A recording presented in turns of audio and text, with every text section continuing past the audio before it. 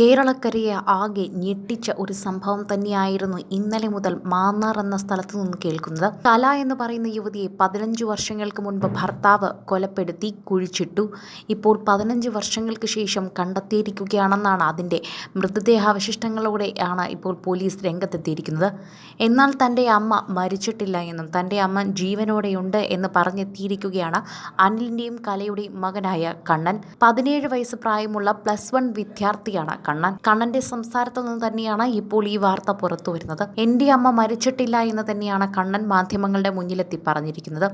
എനിക്ക് ഭയമില്ല, ഈ കാണിക്കുന്നതൊക്കെ തന്നെ വെറും കോപ്രായമാണ്, ഇതൊക്കെ തന്നെയും ഒന്നിൻ്റെയും അടിസ്ഥാനമല്ല, ഇവരൊക്കെ പറയുന്നത് ശരിയല്ല, പോലീസുകാർ എന്തൊക്കെയോ വേണ്ടാതീനം പറയുകയാണ്, എൻ്റെ അമ്മ മരിച്ചിട്ടില്ല, അമ്മ മരിച്ചെന്ന് വിശ്വസിക്കുന്നില്ല, ഈ പറയുന്ന കല എൻ്റെ അമ്മയാണ്, എന്നെ ചെറുതിലെ ഉപേക്ഷിച്ചു പോയ സ്ത്രീയാണ്, അവർ മരിച്ചിട്ടില്ല, അത് ഞാൻ എവിടെയും പറയും,